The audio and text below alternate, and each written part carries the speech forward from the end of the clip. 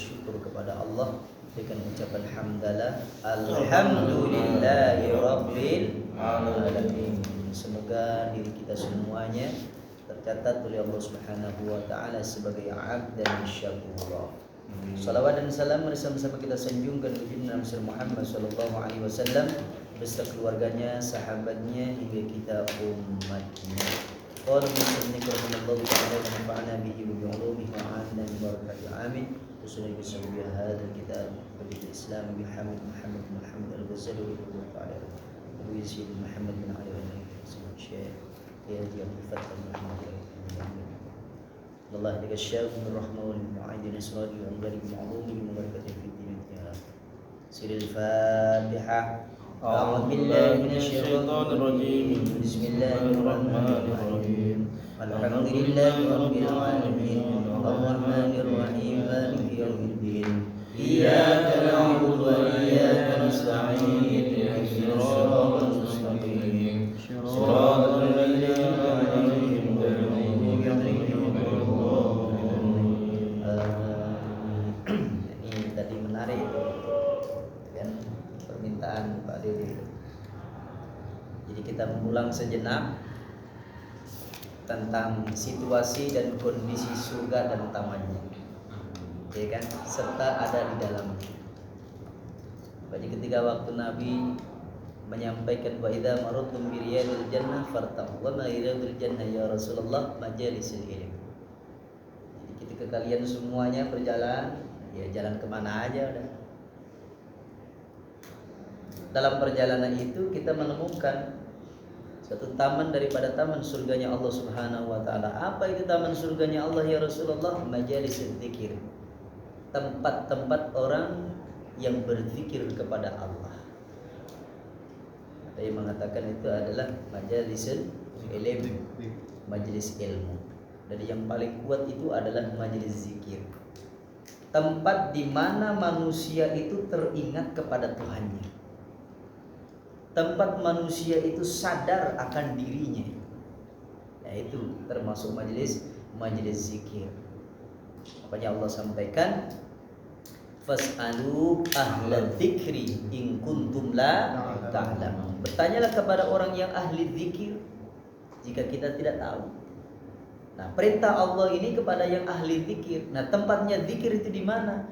Nah, itulah kita dipersilakan untuk duduk, untuk tidur di situ, untuk mengambil ilmu di situ, untuk mengambil salah satu ibarah tamsil di situ. Itu sangat luar biasanya majalisul zikir. Hanya luar biasa. Majelis zikir itu adalah majelis yang bisa membangun jiwa dan raganya. Dunia dan akhirat itu sebenarnya hakikatnya majelis zikir. Maka tentu orang-orang yang duduk di majelis zikir dikatakan di dalam kitab Adabul Alim wal Muta'allim.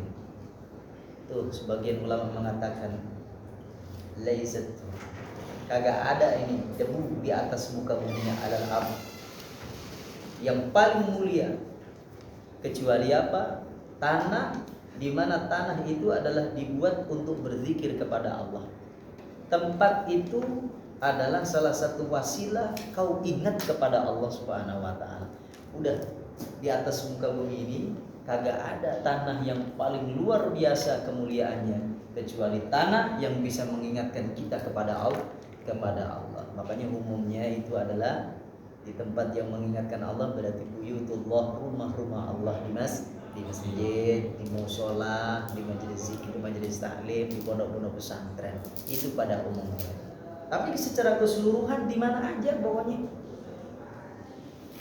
Sehingga sahabat Sayyidina Umar bin Khattab radhiyallahu taala anhu sudah berikrar, wa atbi'is sayyi'atal hasanata tamhuha. Ikutilah, iringilah perbuatan burukmu. Di mana kau berbuat buruk? Umpamanya nih, di tempat ini. Kau telah berbuat buruk di tempat ini, maka di tempat ini pula kau harus berbuat baik. Diiringi. Makanya ketika waktu perbuatan buruk kemudian diiringi dengan perbuatan baik, nah perbuatan baik inilah yang akan menyempurnakannya, akan bisa menghapusnya. Itu luar biasa. Innal hasanat yudhibnas sayyi'at. Sesungguhnya beberapa kebaikan-kebaikan yang kita lakukan ini, yaitulah yang akan bisa yudhibnas sayyi'at, menghilangkan daripada keburukan-keburukan itu sendiri. Luar biasa. Sehingga sampai dinyatakan oleh baginda Rasulullah SAW, tempat itu dikatakan tempat riyadul jannah, taman daripada taman surganya Allah Subhanahu wa taala. Kalau di taman surga kira-kira menyenangkan kan? Senang. Bahagia kan? Bahagia. Tenang kan? Nyaman kan? Nah, itu barometernya di situ.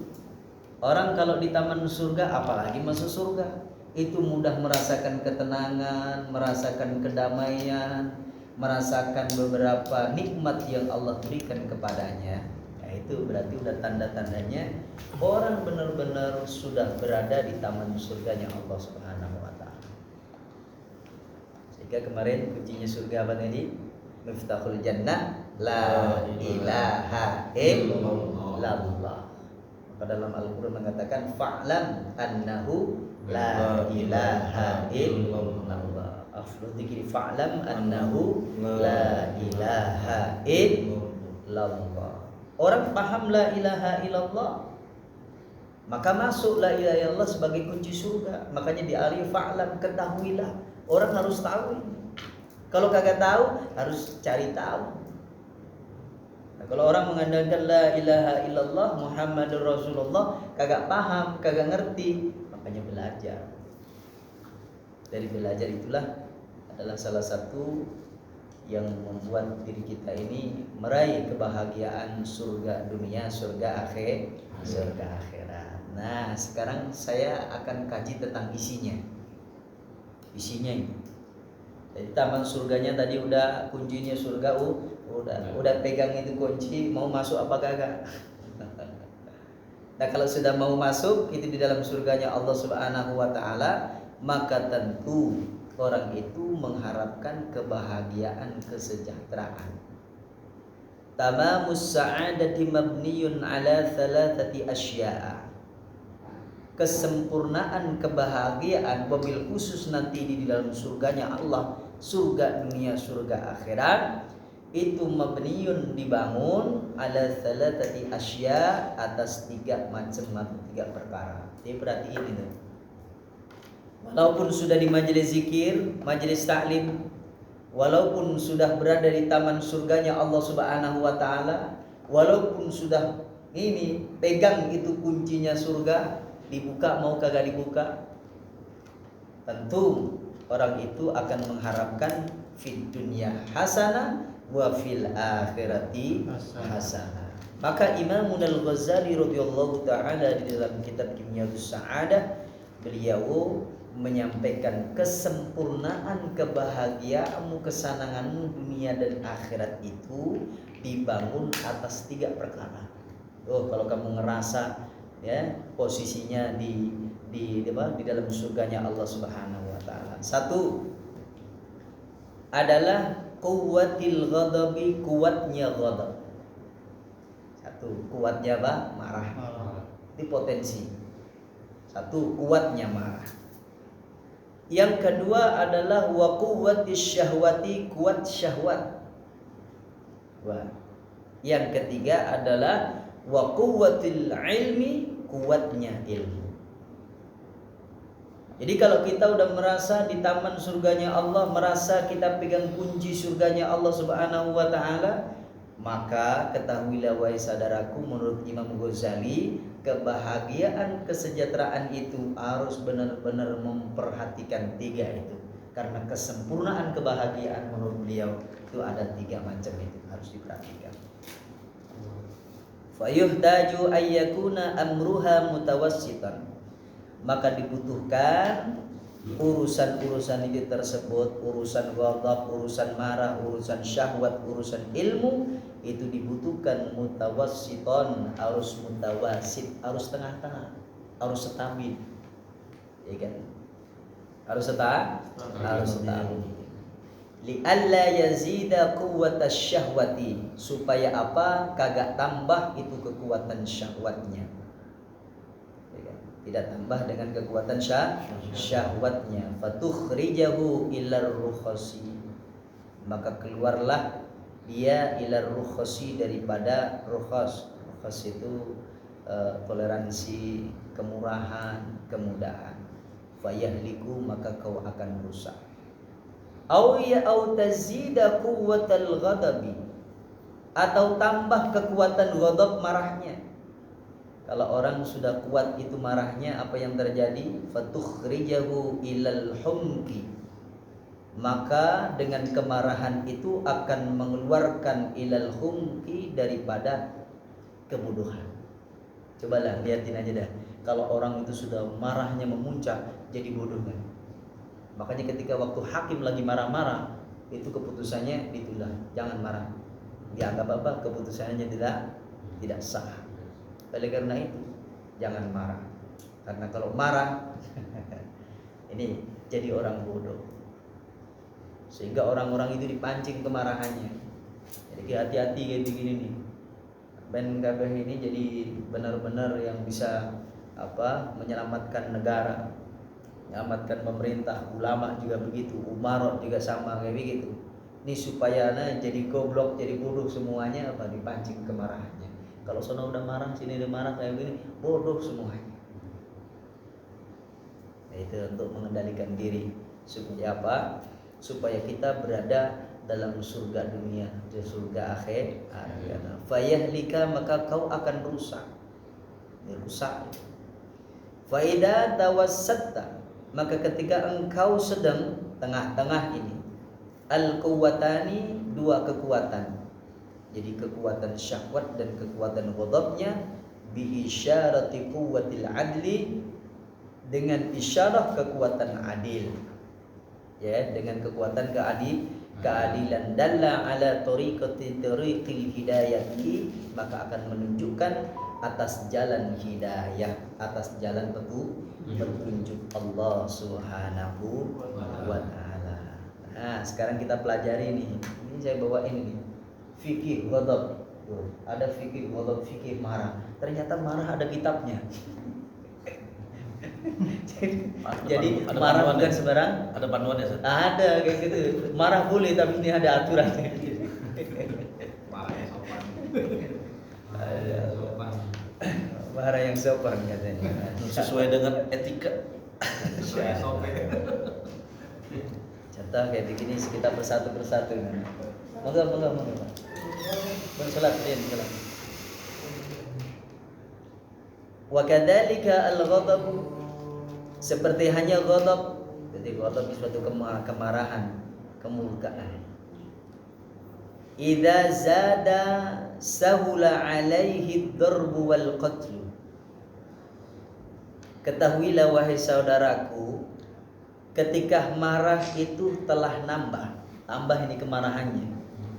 Apa yang terjadi? Sahula alaihi ad-darbu, maka mudah baginya untuk melakukan ad-darb, pukulan, wal qatlu, dan pembunuhan. Makanya ketika orang itu gerakannya, marahnya sudah naik ke atas, maka pinginnya mukul aja. Apa dipukul dengan ucapan, apa dipukul dengan tangannya, atau dipukul dengan yang lainnya. Wal qatlu, kalau bisa dibunuh. Makanya kalau ada orang yang punya sifat untuk membunuh, untuk menjatuhkan dan lain sebagainya, berarti itu sudah sudah dikuasai oleh nafsu amarah. Ya kan? Wa ma ubarri'un nafs, innan nafsa la'ammaratun bisu. Jadi Nabi Allah Yusuf alaihi salatu wasalam kagak meliarkan itu nafsu. Kalau nafsu itu diliarin, maka nafsu itu semuanya akan mengajak kepada perbuatan yang tidak baik. Ini kalau orang yang marahnya udah meningkat, maka tandanya apa? Tandanya main pukul aja, main pukul rata, udah kagak peduli itu siapa aja, jebret kayak gitu. Tidak peduli, semuanya sikat habis. Dan itu adalah berawal daripada kelebihan amarah. Jadi kelebihan amarah. Itu semuanya dalam diri. Wa idza naqasa, maka ketika amarah itu kurang, Itu tadi kan kelebihan ceritanya, kelebihan amarah. Nah sekarang amarahnya kurang amarah ceritanya, kurang godok. Wa idza naqasa dhahabatil ghairatu wal hamiyah. Ketika amarah dalam diri itu berkurang, maka hilanglah al-ghairatu, semangat. Satu, kalau marahnya kurang, jadi semangatnya berkurang. Maka semangat itu adalah sebenarnya adalah muncul daripada marah. Ghairah namanya. Ghairah itu semangat, kecemburuan. Jadi semangat yang tinggi itu muncul daripada ghadab. Jadi muncul daripada ghadab. Makanya ketika waktu orang ini berkurang daripada semangatnya, daripada ghadabnya, kemarahannya, ya, dahabat al-ghiratu, hilang semangatnya, Lemes. jadi lemes. Wal hamiyatu, hamiyah, ya kan? Wal hamiyah, ini gairahnya kagak ada. Waduh. Ya, bisa dikatakan lesu. Padahal kenapa nih? Ya udah mana nih? Udah gagal. Lemah letih. Orang-orang yang kurang semangat, kurang gairah, lesu kayak begini, itu harus dipanasi supaya nambah. Yang kelebihan harus dikurangi, yang kurang harus ditambahin. Ya kan? Fit dini, dalam urusan agama, wa dunia, dan urusan dunia. Wa idza tawassata, maka ketika ghadab, marah itu sudah stabil di tengah-tengah. Nih. Jadi ghadab, marah itu sudah posisinya di tengah-tengah. Jadi kagak kelebihan juga kagak kekurangan. Apa yang terjadi? Kana as-sabru wasyaja'ah wal hikmah. Maka kemarahan itu akan membuahkan satu, as-sabru, kesabaran. Makanya kalau orang sabar itu sebenarnya muncul daripada ghadab, marah yang dikondisikan. Udah tertib ini, jin. Waduh, ya kan? Sabar jalanin perintah, sabar ninggalin larangan Allah, sabar jalanin tugas, halangan dengan tangan, semuanya dilalui dengan baik. Itu adalah orang-orang yang bisa menguasai daripada diri tentang ghadab atau marah itu sendiri. Ya Allah, ini berarti udah posisinya di tengah-tengah. Nah, makanya di dalam agama itu yang diharapkan adalah ini yang tengah ini. Kita harus sabar. Nah, kalau orang yang sabar ini, innallaha ma'as-sabirin, makanya pantas kalau dia duduk di taman surganya Allah Subhanahu wa taala, dia pegang itu kuncinya surga, dia masuk itu di dalam surga, tiada lain surga itu adalah penuh kenikmatan, kedamaian, kebahagiaan, kesenangan. Kapan itu terjadi? Ketika orang itu sudah benar-benar menguasai dirinya. Di antaranya apa? Masalah ghadab, masalah marah. Marah luar biasa. Jadi orang sabar munculnya dari mana? Dari marah. Iya. Marah. Ya, sabar itu munculnya dari mana? Marah yang terkondisikan. Yang kedua adalah wasyaja'atu, syaja'ah. Syaja'ah itu adalah berani, tegas, teguh. Nah, ini orang tegas, orang teguh, orang berani itu adalah muncul daripada ghadab yang terkondisikan. Makanya orang-orang yang punya keberanian yang sangat luar biasa itu adalah memang dipatri. Ya kan, dipatri antara apa? Antara iman, ilmu, dan amal. Orang berani itu. Orang berani karena apa? Karena dia yakin. Kamu kok bisa yakin? Iya, karena iman. Karena apa? Ilmu. Udah tahu permasalahannya, duduk nih. Kalau dilarikan ke hukum nih agama begini. Kalau hukum pemerintah, undang-undangnya begini.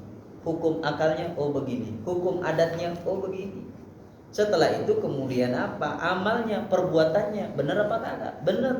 Nah, kalau perbuatannya udah benar, secara undang-undang itu benar, secara hukumnya syara itu benar, makanya dia apa? Siap, laksanakan terus.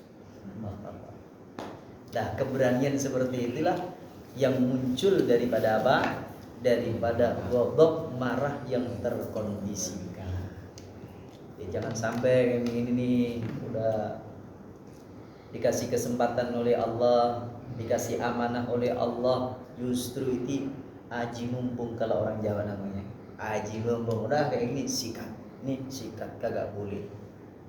Kata orang Jawa namanya apa? Ojo dumeh. Ya kan ojo dumeh, paham ojo dumeh? Jadi ojo dumeh kayak gitu. Mumpung kamu itu di atas, ini di bawah, kemudian kita aneh-aneh aja yang lain, jangan. Sehingga kesabaran yang terkondisikan yang tengah-tengah itu adalah muncul kesabaran, muncul sifat yang tegas, yang teguh, yang berani. Kemudian wal hikmatu dan hikmah. Jadi ucapannya, perbuatannya ini penuh dengan keteladanan. Itu adalah muncul buah daripada mengondisikan ghadab, amarah. Makanya kayak begini nih orang kalau kelebihan amarah tadi gimana? Ad-darbu wal qatl. Udah main sikat aja, main pukul, main bunuh aja udah. Tapi kalau kekurangan amarah, kurang amarah jadi apa? Lemes, kagak semangat, kagak gairah hidup. Akhirnya jadi udah kagak peduli. Ya kan? Tapi kalau ini terkondisikan, insya Allah ghadab ini akan membuahkan daripada kesabaran, ketegasan dan hikmah. Itu pentingnya, itu luar biasa. Jadi menurut versi siapa? Imam Ghazali radhiyallahu taala anhu. Satu ghadabnya. Jadi ghadab. Nah, agar supaya ghadab ini dalam posisi yang tengah ini. Resepnya apa? Resepnya adalah Ar-Rahman Ar-Rahim. Ar-Rahman Ar-Rahim. Orang kalau sudah masuk Ar-Rahman Ar-Rahim Allah Subhanahu wa taala, itu baru pokoknya gigi. Ada harimau, ada singa, binatang-binatang buas itu kalau sama anaknya kira-kira tega nggak makan? Kenapa kagak tega makan? Karena ada kasih dan sayang. Insyaallah.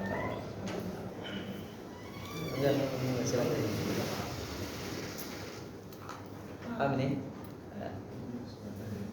Jadi kita harus apa? Mengondisikan daripada amarah kita. Jadi ghadab kita. Kalau kagak bahaya. Jadi kuncinya apa tadi? Kuncinya supaya redah itu ghadabnya, maka diredahkan dengan Ar-Rahman Ar-Rahim. Udah dah, pokoknya kalau orang itu udah kuncinya Ar-Rahman Ar-Rahim, sebuas apapun itu orangnya, kalau udah Rahman Rahim ini welas asih yang ada di dalam tubuh manusia, kira-kira meleleh nih. Itu barokah daripada Ar-Rahman Ar-Rahim. Makanya dulu itu ada orang wabil khusus ini orang yang benar-benar pengen mengamankan jiwanya, jiwa kayak begitu nanti tuh dibina, emang disetting dengan rasa keberanian yang luar biasa. Lawan datang sikat. Makanya ulama-ulama dulu, kiai-kiai dulu itu udah ngisi apa yang diisi dengan luarnya atau diisi dengan dalamnya, kayak begitu. Supaya apa? Berani kamu kayak begitu. Yo udah berani. Mau ngadapin apa? Yes, gitu langsung. Siap Ya, siap diisi. Iya, ada semuanya begitu.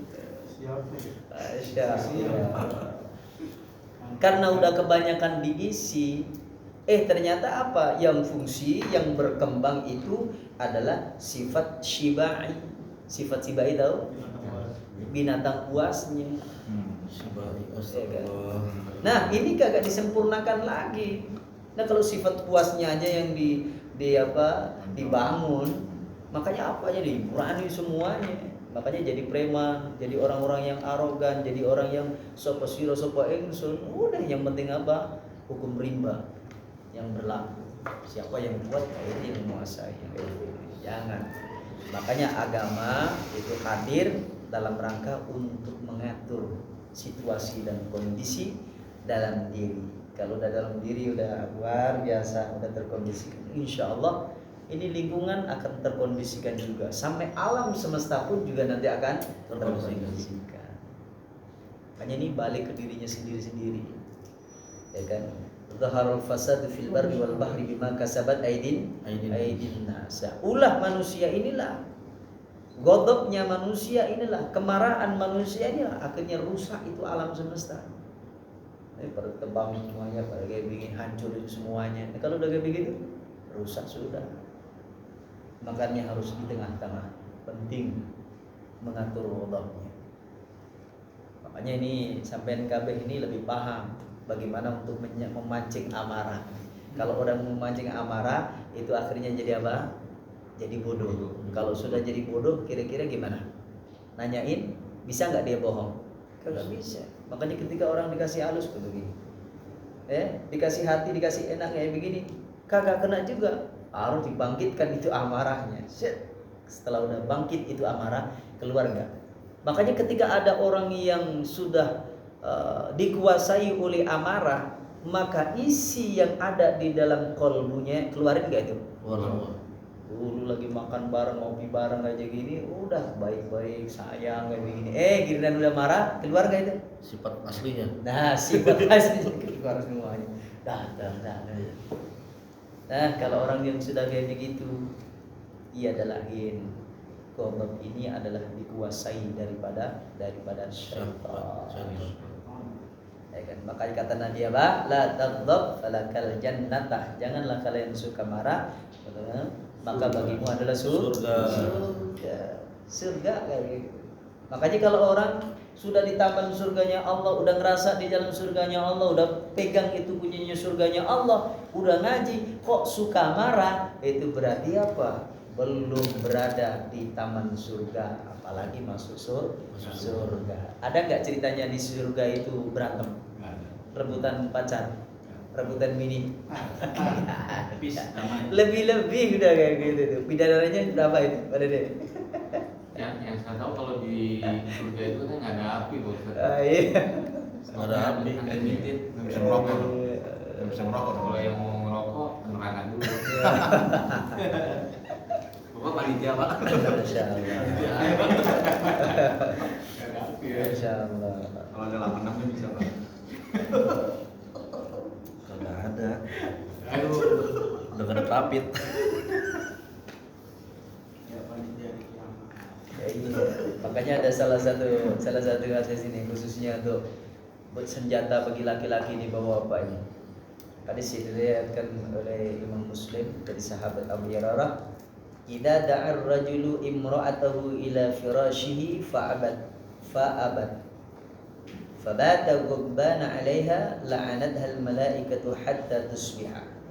Ketika seorang laki-laki, yakni suami, itu ngajak seorang istrinya menuju ke tempat tidurnya, kemudian istri ini menolak tanpa alasan yang dibenarkan, fabata ghadbana 'alaiha, maka laki-laki ini, artinya suami itu, ghadbana, marah.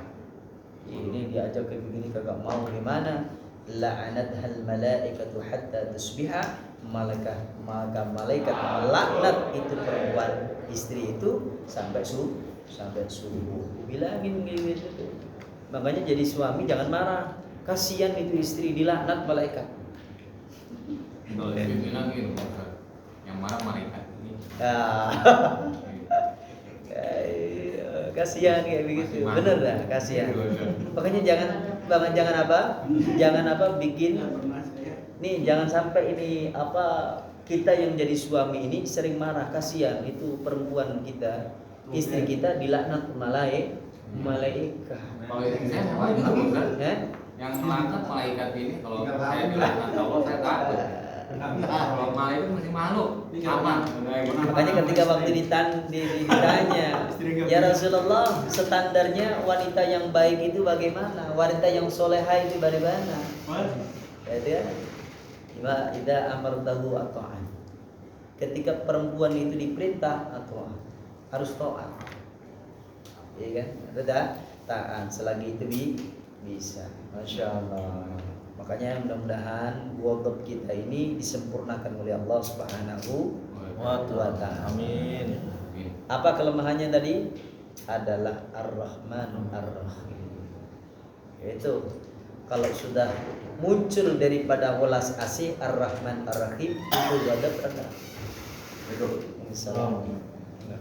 Tapi kalau Ar-Rahman Ar-Rahim ini belum berada muncul di dalam diri seseorang, maka kemarahan itu pasti, ya kan, pasti akan datang. Masih ingat sejarahnya Amirul Mukminin Sayyidina Umar bin Khattab radhiyallahu taala anhu. Bagaimana Umar bin Khattab sebelum masuk Islam? Gimana coba sama orang-orang Islam, pengikut Nabi, sahabat-sahabat Nabi, semuanya ditebas, Sangat keras. Tapi ketika Sayyidina Umar bin Khattab radhiyallahu taala anhu masuk Islam, apa yang terjadi? Ya. Jadi orang yang benar-benar tegas, jadi orang yang berani, menjadi orang yang sabar, bahkan menjadi orang yang paling lunak hatinya. Paling apa? Lunak hatinya. Santun itu artinya, cepat nangis, walaupun keras, walaupun tegas kayak begitu. Kalau ada orang yang kayak begini, langsung nangis dalam hatinya. Udah lemes aja udah. Ya kan? Lemes saja. Ya Allah ya Rabb, nih pemimpin kita ini bagaimana sih? Kagak ngerti kalau rakyatnya dalam kelaparan, rakyatnya dalam penderitaan kayak begini, ya kan? Yang dengerin siapa? Sayyidina Umar sendiri. Nah, pemimpin kayak begini nih, yang dengerin pemimpinnya sendiri. Nah, bawahannya menderita kayak begitu, kagak usah banyak ngomong, bawain satu karung. Ya Allah, itu barokah daripada apa? Kemarahan itu akhirnya terkondisikan jadi tengah-tengah, akhirnya jadi sangat luar biasa, jadi sabar, jadi syaja'ah, jadi tegas, jadi teguh, akhirnya jadi penuh dengan hikmah. Ini ghadab. Jadi masalah ghadab. Makanya kalau orang-orang masalah ghadab, tadi kuncinya yang pertama apa? Adalah Ar-Rahman Ar-Rahim. Nah, kalau di dalam sholat nih, gerakan yang bisa mampu untuk meredahkan daripada ghadab, amarah itu apa? Ketika lagi dalam keadaan ruku. Dalam keadaan apa? Ruku. Bukan sujud, Ruku. Makanya ketika orang itu dalam keadaan ruku, maka ilmunya ruku ini adalah tawadhu.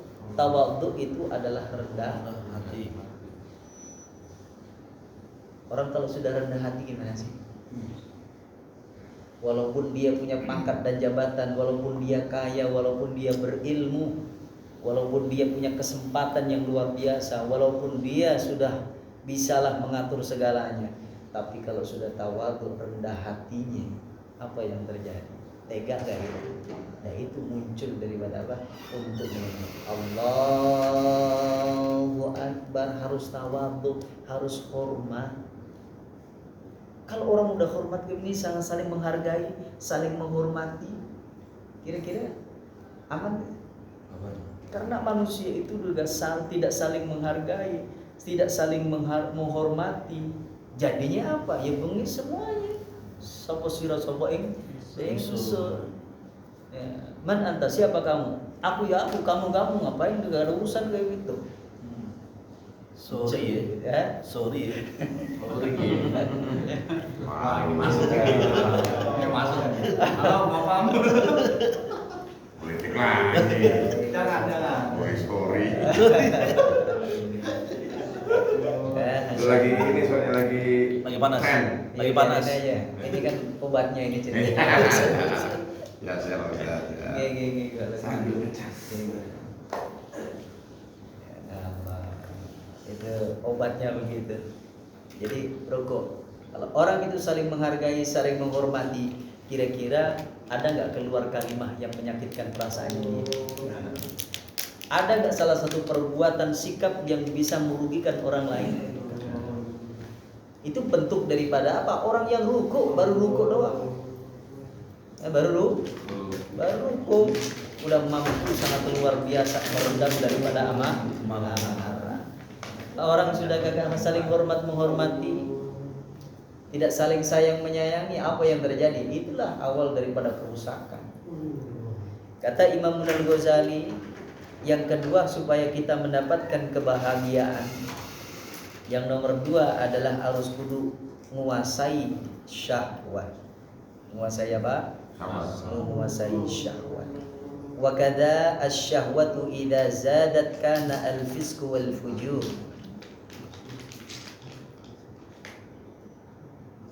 Ketika syahwat itu bertambah, kalau ditanya ini kan ada syahwat, ada hawa, ada nafsu. Benar?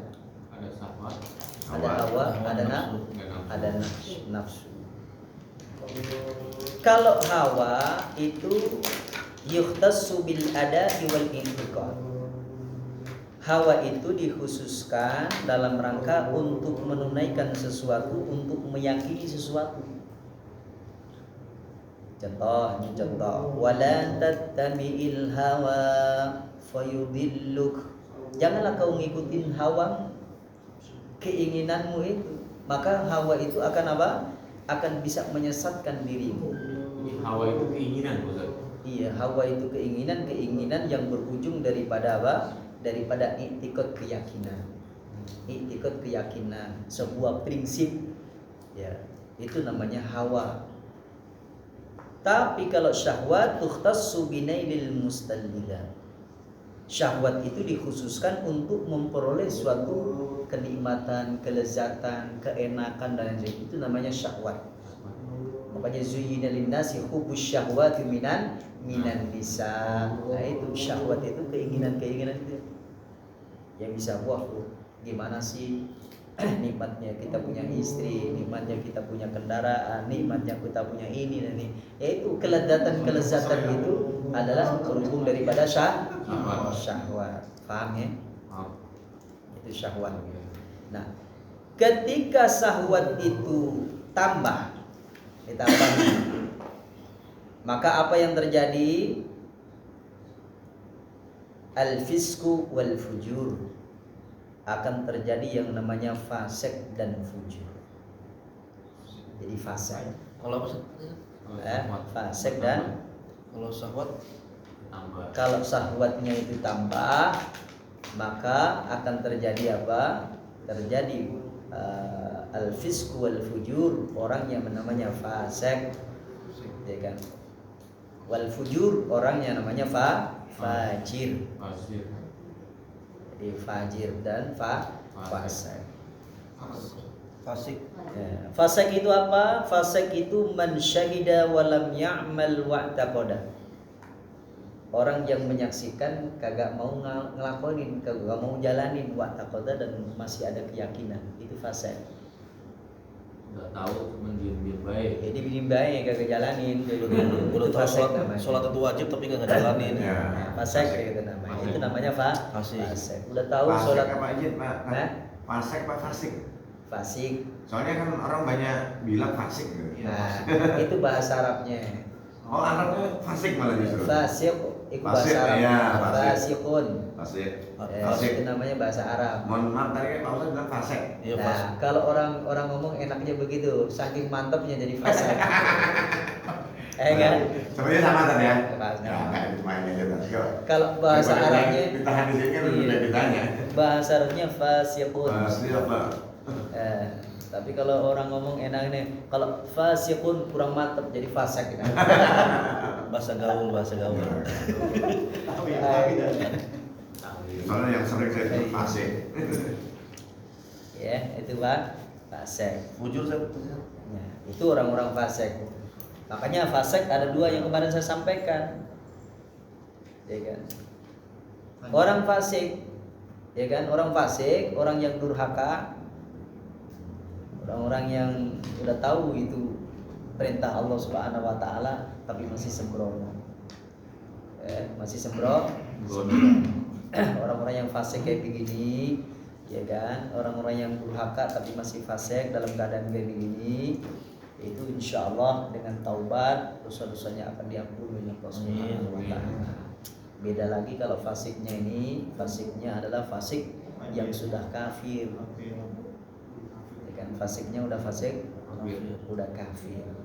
Kalau kafir masalah itikadnya saja. Nah, kalau udah kafir itu berarti udah keluar.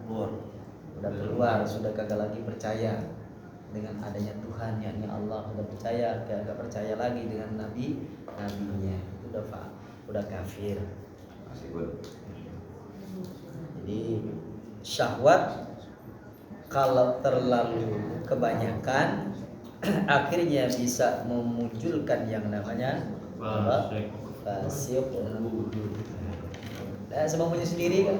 Atau udah malas dah kayak gitu. Karena udah malas, dikuasai oleh keinginan dirinya.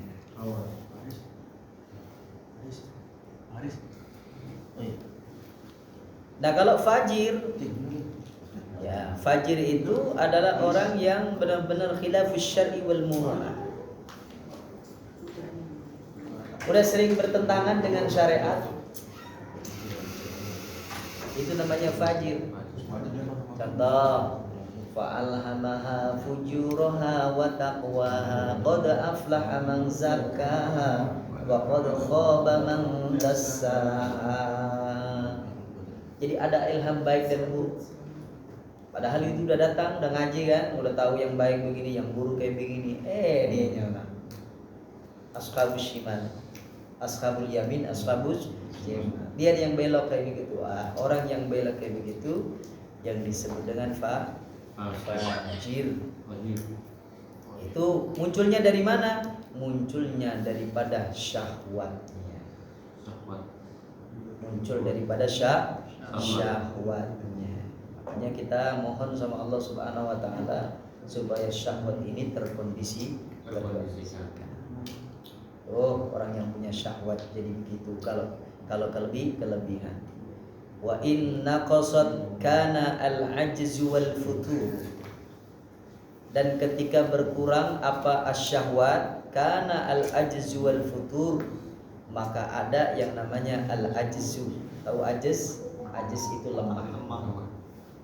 Lemah itu kagak berdaya. Ya, lemah kagak berdaya. Wal futur, ya bisa dikatakan acu tak acu, lesu dan lainnya, kagak ada gairah, kagak ada semangat. Itu karena apa? Karena berkurang syahwatnya, letih. Udah lemes kayak gitu. Orang kalau kurang syahwat namanya apa? Lemah syahwat. Lemah syahwat, burunya kagak bisa bangun. Tapi pernah saya. Bentar dulu. Belum masuk pertanyaan. Belum masuk sesi tanya jawab. Nggak boleh ketawa. Coba ketawa. Itu berarti syahwatnya apa? Lagi kurang. Kalau lagi naik, waduh kenceng. Lagi down. Kalau lagi berkurang akhirnya letah, lemah, letih dan lain sebagainya. Nah, sekarang yang kondisi wa in tawassatat, ketika syahwat itu jadi tengah-tengah. Dan tengah-tengah di posisinya ini. Jadi kagak lebih, kagak kurang. Kana al-iffatu wal qana'atu wa amsalu dzalik. Maka syahwatnya ini akhirnya jadi al-iffah. Iffah ini adalah muwafaqatus syara', sesuai dengan syariat, itu namanya iffah. Iffah ini kata orang Jawa namanya apa? Wong ning iso ngerso awake. Orang yang bisa jaga dirinya. Udah jaga dirinya dari hukum-hukum yang sudah ada. Itu benar-benar berkondisi dikondisikan. Makanya kalau orang yang iffah itu benar-benar, ya kan, salah satu perkara yang sesuai dengan hukumnya. Hukum syara sesuai, hukum negara sesuai, hukum adatnya sesuai, hukum akalnya sesuai semuanya. Nah, orang yang bisa menjaga itu adalah orang yang benar-benar dalam posisi syahwatnya stabil. Jadi gerakannya, ucapannya, visi dan misinya itu tidak bertentangan dengan hukum yang ada. Itu namanya iffah. Ya, namanya iffah. Muncul lagi waqwal qanaatu dan qanaah.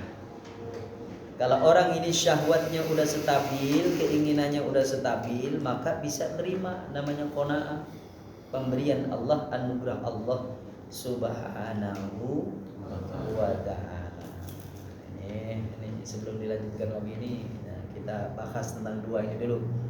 Jadi antara ghadab dengan syahwat. Sambil disantai gitu. Ustaz, enggak. itu kalau ada orang lagi marah-marah, Ustaz, cara memunculkan ar-Rahman pada dirinya yang lagi marah itu gimana, Ustaz? Cakep. Kan kalau ar-Rahman ke diri kita mungkin bisa istighfar, tapi kalau orang marah-marah udah kolaps deh, Ustaz. Susah diajakin. Kembali pimpinan. Iya. Apa ada ajian-ajian biar kemarahan. Si pimpinan yang mana? Nah, sekarang kalau ada orang yang marah, nih ada orang yang marah nih. Ada orang marah supaya marahnya ini terkondisikan, itu kan kelebihan tadi marahnya. Supaya jadi tengah-tengah. Bagaimana caranya? Fungsikan dua. Melalui mata dan melalui telinga. Ya kan? Melalui mata bagaimana? Melalui mata adalah melalui apa yang dilihatnya harus menyentuh dalam kalbunya. Kalau orang itu sepengis apapun, senakal apapun, kalau sudah diperlihatkan suatu peristiwa di mana peristiwa itu adalah pernah menyedihkan dirinya, sedih banget kayak begitu, terkesan banget, luluh kayak itu marah bisa luluh dengan apa? Dengan matanya. Kita perlihatkan, kita tontonkan peristiwa-peristiwa yang dulu masa-masa lalu kayak begitu diperlihatkan. Contoh kalau masalah keluarga, dia lagi marah-marah kayak begitu, ya kan? Kemudian apa? Dipertonton dengan ayat aja dah, dengan ayat. Apa itu ayatnya? Idfa billati hiya ahsan. Tolaklah keburukan itu, kejahatan itu dengan apa? Kebaikan. Dengan kebaikan.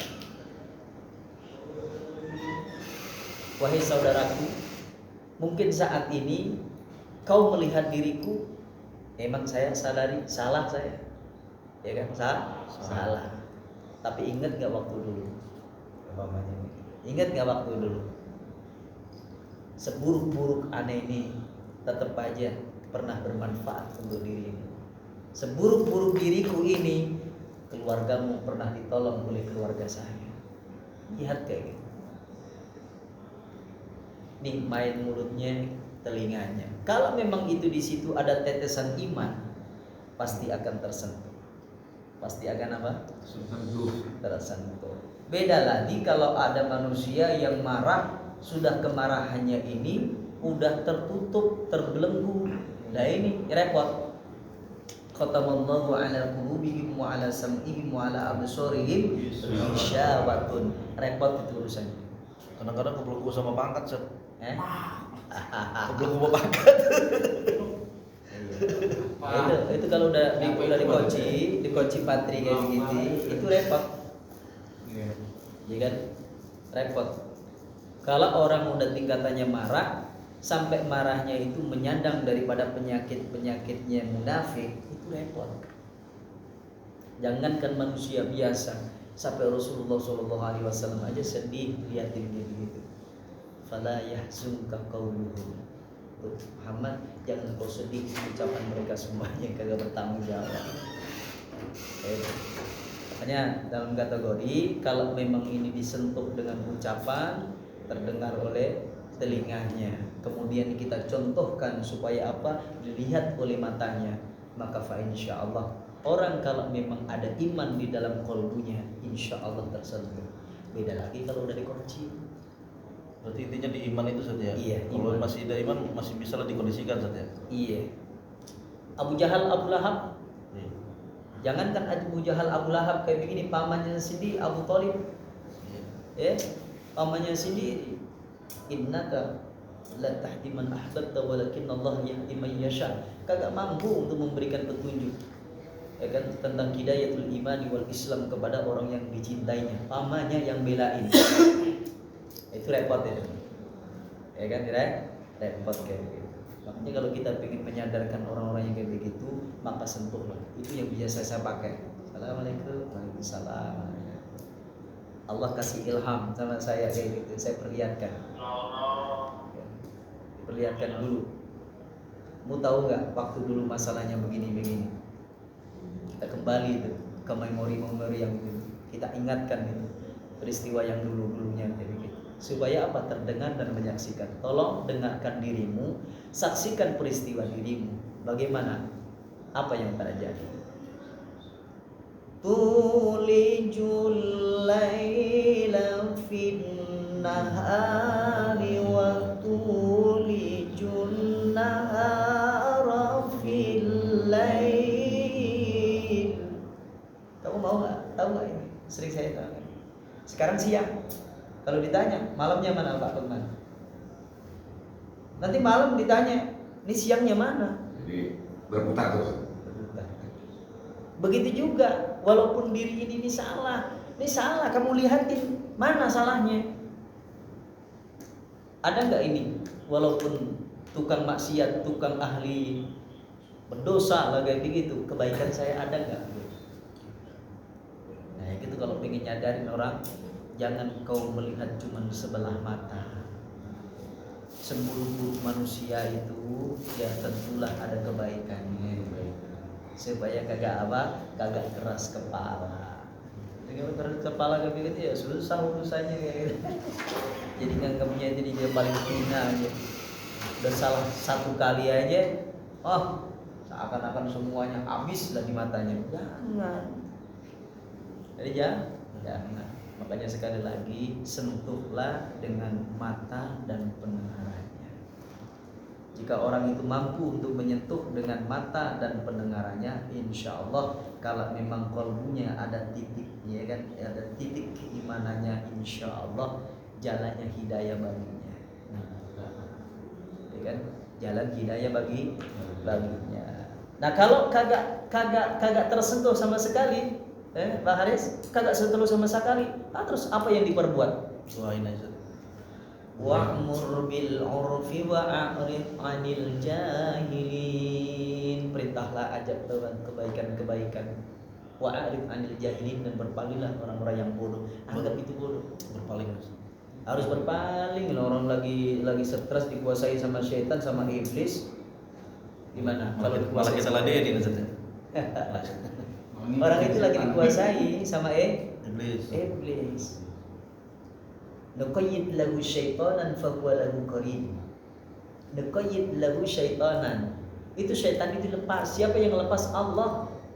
Falahu qarin, suruh nemenin dia. Nah kalau dia itu sudah disuruh Allah untuk nemenin, setan temenin kamu kayak begitu. Makanya ucapannya setan, pandangannya setan, ulakannya setan. Nah kamu ngelawan setan.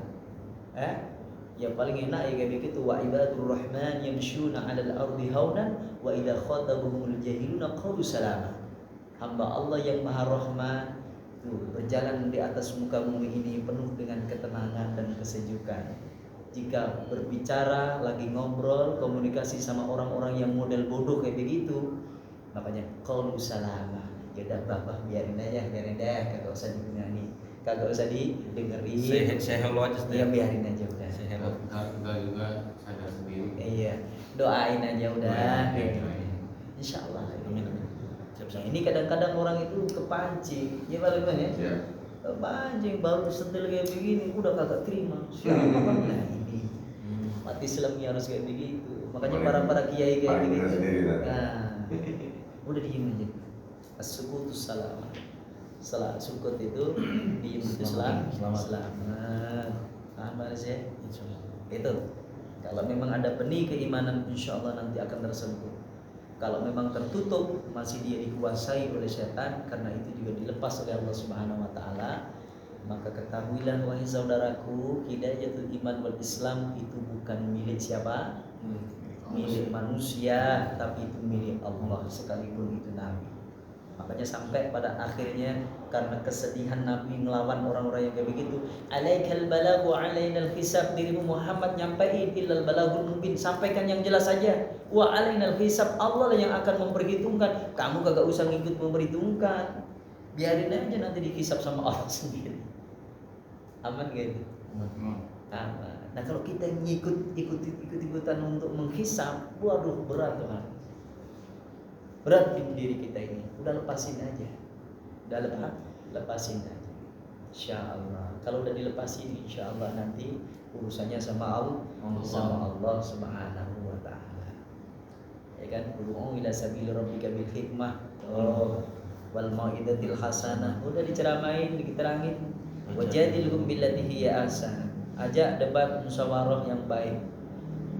Tapi kalau sudah kagak mampu kayak begitu, fa idza azamta fatawakkal 'ala Allah. Saatlah itu Bang Haris kita berserah diri kepada Allah. Innallaha yuhibbul mutawakkilin. Allah cinta kepada orang yang bertawakal kepadanya. Karena itu bukan wilayah kita, udah wilayah Allah. Kalau kita serahkan kepada Allah, takut dipanggil Allah, Ustaz. Masya Allah. Paham ya Kang Haris ya? Ada yang lain?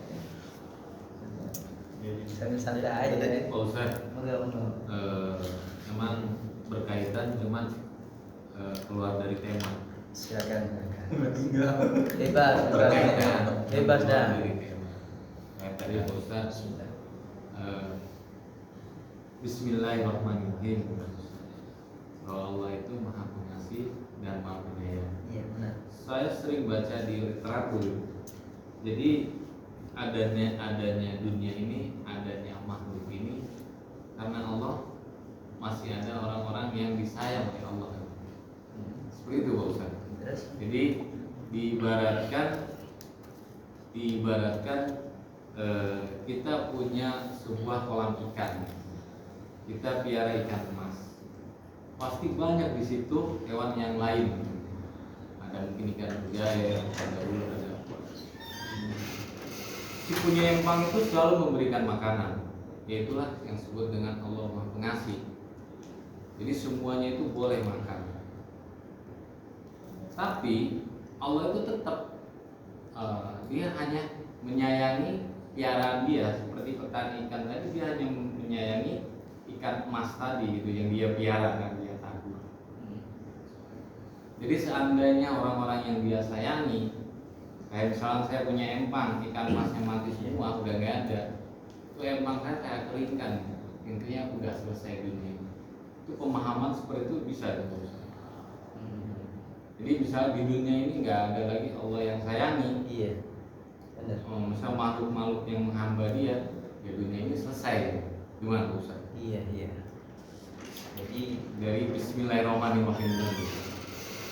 namun Allah Subhanahu Wa Taala punya sifat asma ar-Rahman ar-Rahim. Rahman dunia.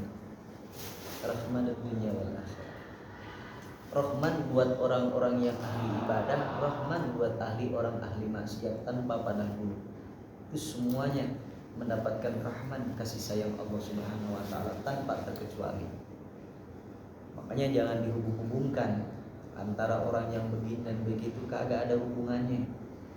Maka orang kaya, orang miskin, orang kayak begini itu kagak ada hubungannya. Itu semuanya adalah bentuk daripada rahman Allah, Rahman Allah. Jadi kalau ada orang yang ahli ibadah, kemudian sholat tahajudnya kenceng kayak begini, akhirnya tambah gitu ini. Atau orang yang ahli maksiat akhirnya dikurangin ya. Itu bentuk daripada rahman Allah Subhanahu Wa Taala. Bagi orang-orang yang rakhid, itulah yang mendapatkan ini ladzat wa halawatul ibadah wa halawatul iman. Bisa merasakan lezatnya ibadah, lezatnya iman, manisnya ibadah. Bagi orang-orang yang khusus, bagi orang yang khusus akan mendapatkan itu kenikmatan. Makanya ketika waktu Allah Subhanahu wa taala ciptakan Nabiullah Muhammad sallallahu alaihi wasallam menjadi rahmatan lil alamin, apa yang terjadi dalam Al-Qur'an ini disebutin, wa ma kana Allahu mu'adzibahum wa ma kana Allahu liyu'adzibahum wa anta fihim wa ma kana Allahu mu'adzibahum fa hum yastaghfirun. Allah kagak ngadab kalian semuanya. Kenapa? Karena kau Muhammad masih berada di tengah-tengah mereka semuanya. Dan Allah tidak akan mengadab Muhammad di dunia ini. Lah orang pada istighfar semuanya. Begitu juga kalau nanti orang sudah tidak lagi menyebut nama Allah.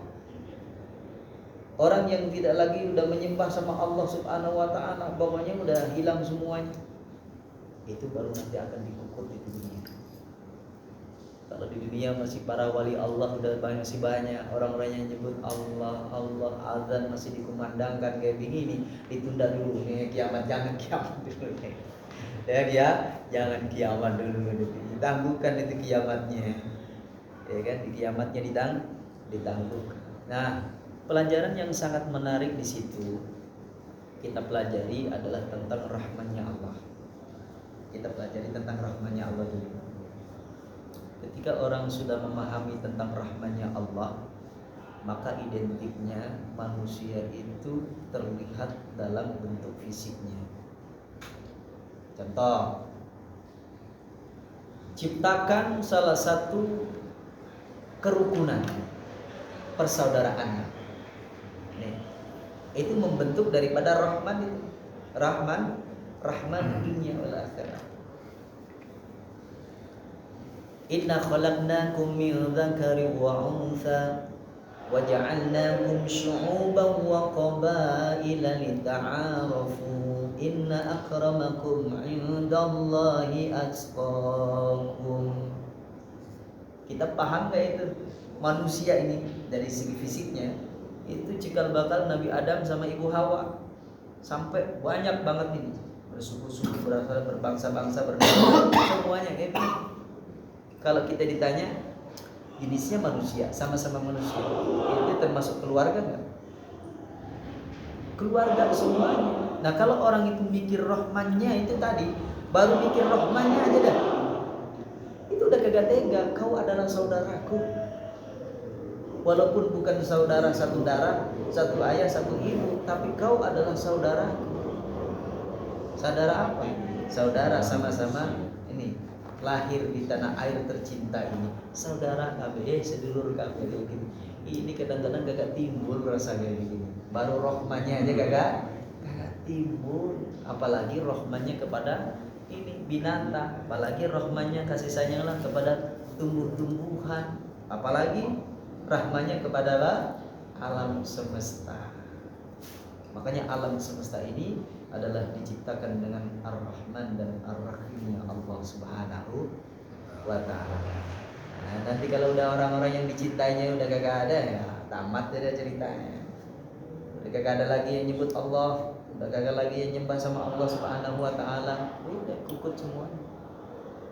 Udah dikukut semuanya. Udah finish itu dia, ya kan? Jadi betul, dia seperti pemilik empang piaraan yang udah nggak ada. Iya. Wah, emasnya nggak ada. Ringan. Bahkan apa? Lagi piaraan baru. Ya, Pak Dede, bahkan yang sangat luar biasa. Ini yang sangat luar biasa. Ketika kekasih-kekasihnya itu, ya kan, dijahati, dizalimi, maka sang pemiliknya ini rela untuk apa? Untuk nangkep yang jahatin ini, untuk menghilangkan yang jahatin ini. Pernah nggak? Jadi barang siapa yang berani menyakiti, menzalimi orang-orang yang dicintai oleh Allah Subhanahu wa taala, berarti dia mengadakan peperangan dengan Allah. Berani merangi Allah Subhanahu wa taala. Pada kualat semuanya. Jangankan itu merangi pada ini. Ketika orang itu lari daripada ulama, lari kepada orang-orang yang soleh, Allah Subhanahu wa Ta'ala berikan ujian di tengah-tengah kehidupan masyarakat ini. Satu, ujiannya apa? Diangkat keberkahan dalam hidupnya.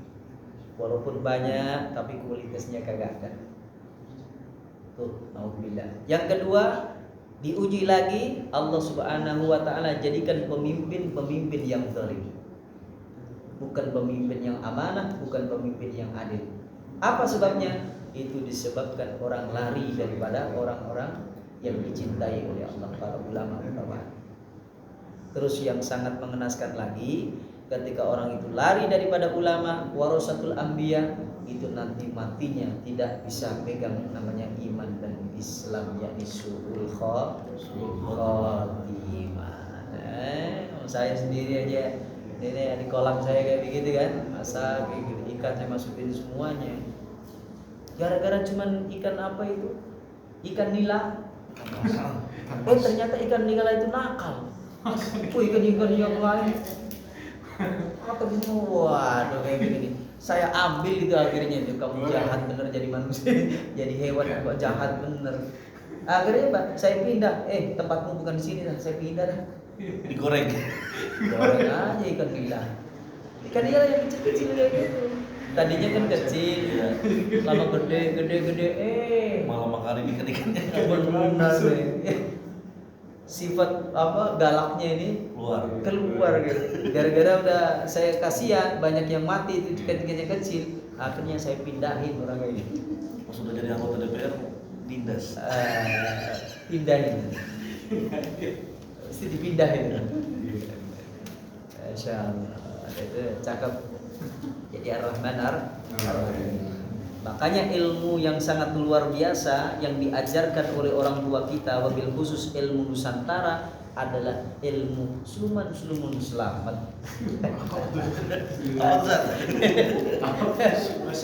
Suluman selamat.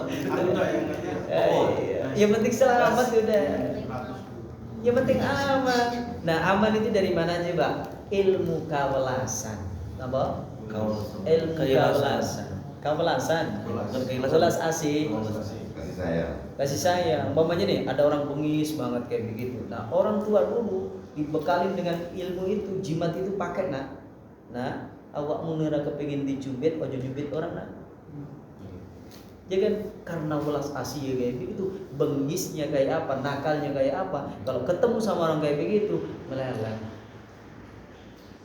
Itu hebatnya orang ilmu dahulu. Makanya ilmu-ilmu orang Nusantara sampai harus pegang itu, apa itu dari segi doa atau dengan segi pusaka, bukan ngajarin musyrik kagak, minta sama Allah Subhanahu wa Ta'ala. Itu boleh tuh Mas. Itu boleh. Ya boleh aja. Jangan ini dari wong Jawa dawuhe kan. Yas, awakmu wong Jawa ojo ngilangno Jawane. Kalau kamu menghilangkan budaya Jawa, hancur itu orang Jawa.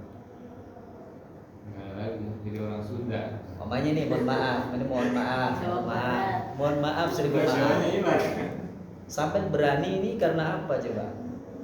Sampai berani karena tugas. Sampai berani karena bawa senjata kayak begitu. Karena berani karena punya pangkat dan jabatan. Karena berani apa? Dilindungi oleh undang-undang. Nah, sekarang ini bedakan dengan pensilnya para kiai. Cuman nulis doang kayak begini, Bismillahirrahmanirrahim, kayak begini. Pegang nak, tembak apa-apa kayak begini. Coba bisa musyrikin kayak begini. Mintanya padahal sama Allah Subhanahu wa Ta'ala. Nah, kalau kamu udah di pangkat jabatan kayak begitu, dengan tulisan penamu kamu coret, seret, tuh pecat aja kayak begitu. Ini kira-kira jadi musyrik kayak itu. Jadi musyrik kayak ini. Makanya jangan kayak begitu. Udah musyrik kayak begitu, mau musyrik kayak begini, yang penting rukun. Akidah keyakinan itu di sini, tapi lihat kamu itu manusia. Sini sedulur kabeh udah. Yang penting jangan apa berbuat kerusakan. Supaya hidupnya tertib, rukun, damai. Ayo mari kita bersama. Punya keris apa maksudnya? Punya keris itu. Ya enggak apa-apa. Ya Punya keris apa? Yang tujuannya adalah iya. masuk bisa. PC nggak bisa Chris. Dibilangin enggak? Kalau buat koleksi benda pusaka nggak apa? Contoh begini nih. Kalau jadi jimat itu nggak boleh tuh deh. Orang musyrik itu letaknya di mana? Letaknya di akidahnya, letaknya di keyakinannya. Nah, sekarang keyakinannya apa? Kalau kerisnya kasih makan tiap surah itu, aku musyrik juga. Sebenarnya kalau kembang dimandiin. sebenarnya kalau dikasih kembang, dikasih minyak itu supaya apa? Kagak karatan, itu supaya harum. Itu sebenarnya. Ada Ya yang kan, itu sebenarnya. saya lihat itu saya agak. Makanya kayak begini nih kadang-kadang orang masya Allah. Aja. Sekarang ini nih, kalau orang tua dulu kayak begitu. Sampai katanya ngaku beragama. Saya akan motong itu yang namanya ayam. Motong saya potong dengan basmalah, dengan potongan kagak basmalah. Bisa bedain nggak? Kalau belum bisa bedain jangan ngomong kayak begitu. Nabi Allah Musa alaihi wasallam dengan tongkatnya, fadrib bi asakal hajar fajarat minhu 12 ayah. Jebret kayak gitu. Itu batu bisa mengeluarkan sumber mata air yang luar biasa. Sekarang pertanyaannya, yang hebat itu tongkatnya, yang hebat Nabi Musanya atau yang hebat Allah? Allah. Nah, sekarang pertanyaannya, kamu yakinnya di mana? Ya, supaya nanti iman kita ini benar. Benar gak? Betul. Nabi Allah Sulaiman alaihi salatu wasallam membangun kerajaannya, yang bangun siapa? Manusia atau jin? Jin. Kita punya pasukan jin semuanya yang bela-belain kayak Bangun begitu. kerajaan Nabi Sulaiman. Jadi wong Jawa napa? Bola sewu. Tapi itu nggak disebut bersekutu dengan jin ya Ustaz? Nah, Nabi Sulaiman Kenapa? nggak disebut bersekutu dengan jin Ustaz? ya kagak kan pinter kan? Ya namanya orang ini yang menguasai kan udah dibilangin, termasuk hakikatul insan. Iya. Hakikatnya manusia yang kemarin apa? Manusia diberi kekuasaan selain itu khalifah, maka bisa mengatur alam semesta ini. Nah, kalau yang mengatur alam semesta ini adalah dia, ya kagak. Begini bosan seperti sering gitu kan manusia bilang itu orang-orang Islam menyembah batu, katanya nggak boleh menyembah berhala. Batu aja disembah-sembah. Ka'bah maksudnya Iya Ka'bah. Ka'bah. Seperti Nah, makanya simbol. jadi intinya gitu bosan bukan nyembah memang. Kalau misal kayak Kiai tadi dia memberikan penanya bismillah pegang nih. Dia Makanya bisa nyebrang sebelum orang-orang itu pegang kayak begitu, makanya ngaji tauhid harus pas. pas tauhid. Harus ngaji kata tauhid harus pas. Sekarang kayak begini, Pak Haris saya tanya, setelah makan mesti kan kenyang. Ya. Kalau kagak kenyang berarti belum makan. Kalau orang kagak makan mestilah lapar. Kalau lapar berarti belum makan. Kalau kagak makan kira-kira mati apa enggak? Enggak sih. Bisa mati kan? Bisa mati. Bisa mati. Ustaz, Cik, jaga. Gigi mulu-mulu. Kan ini kita. Ya. Jaga depan sih. Oh iya. Kagak mati Ustaz. Kagak mati Ustaz. Kagak mati ya. Orang yang mengatakan kagak mati itu karena ada iman. Ingat. Ada iman. Ashabul Kahfi aja sampai berapa tahun? 300 lebih udah kagak mati. Jadi kalau hidup mati tangan Allah Subhanahu wa taala. Makanya orang itu jangan sok-sok Anda. Sekarang pertanyaannya nih, mohon maaf. Sampai bisa duduk kayak begini, siapa yang dudukin? Ya, Pak. Siapa yang dudukin? Kita bisa duduk kayak begini nih, siapa yang bisa dudukin? Kekuatan Allah. Ya kan? Siapa yang dudukin? Kita duduk pakai apa? Oke. Pantat kan? Iya, dudukin pakai tangan. Kita megang pakai Itu pakai tangan. kayak begitu. Pertanyaannya, kamu musyrik nggak dengan tangan? Jangan kayak begitu. Wa idza maridtu fa yashfin, ketika kita sakit yang dialah Allah yang menyembuhkan. Giliran diobatin sono diabatin di sini kayak begini kagak sembuh-sembuh, datang ke temannya Kiai bismillahirrahmanirrahim Fatihah. Jus. Minum. Akhirnya sembuh seketika. Terus Siapa yang mustajab? Kau percaya sama siapanya? Percaya sama siapanya? Ustaz, Sama airnya. Kita ini masalahnya apa? Harus dilarikan ke sana. Makanya disitulah kemudian apa? Ada wasilah syar'iyah, ada wasilah kauniyah. Wasilah syar'iyah itu adalah wasilah yang benar-benar ada tuntunan agama. Wasilah kauniyah itu adalah wasilah yang masuk akal, rasional kita ini, yang mengandung sebab musabab. Kalau ada sebab musabab ya iya. Tapi kalau orang yakini bahwa inilah yang bisa mengenyangkan, itulah yang bisa membakar, itu udah kagak beres itu tauhidnya. oh gitu Ustaz. Selama ini nggak beres kita. Beres sih. Kagak beres. Kalau habis ngopi nggak ngantuk gitu kan? Iya. Nggak beres berarti. Jadi tetap aja kepada Allah nomor Ini harus satu. ngaji tauhid lagi kita nih. Jadi tetap ya kan kondisi itu ke Allah semuanya. Tapi nanti prakteknya ya kan kita kolbunya ke Allah. Ya kan ke Allah. Tapi wasilahnya harus benar. Wasilahnya harus benar. Jadi kagak boleh dicampur adukan kayak gitu. Wah kita pokoknya lillah. Ya kan lillah. Contoh aja dah. Saya tanya, Cak Ima, sampean takut nggak sama Allah? Gimana praktekin sampean takut sama Allah kayak apa? Mohon maaf. Iya. Kita kan takut kan, kalau takut sama hewan binatang buas, lari nggak kita? Lari. Badan kita, ucapan kita, pandangan kita, seluruh tubuh kita, kira-kira kelihatan nggak kalau hawanya kita takut sama itu? Takut. Kelihatan Ustaz. Nah sekarang pertanyaannya, kita takut sama Allah Subhanahu Wa Taala, itu buktinya takut kayak apa? Tapi kalau kita sendirian, ada genderuwo, ada kayak begini, takutnya kelihatan gak itu? Bulu-kulu. Merinding. Nah kalau ketemu sama Allah, takut sama Allah, bulu-kulunya merinding gak? Merinding enggak? Enggak. Udah ketemu emang. Enggak, walaupun nggak ketemu tapi dengan kekuatannya kita merinding kan. Nah, itu Contoh, misalkan kerajaan, kita sedang jalan juga ya merinding kan. Apakah itu termasuk takut juga kan? Nah itu. Nah, gitu, di antaranya itu. Wa idza tuliyat alaihi ayatuhu zadatuhu iman. Tambah itu imannya. Itu tambah iman. Masya Allah. Makanya tetap aja letakkan di sini. Nanti prakteknya itu kan. Letaknya. Wa khaufuni, dan takutlah kalian semuanya kepada.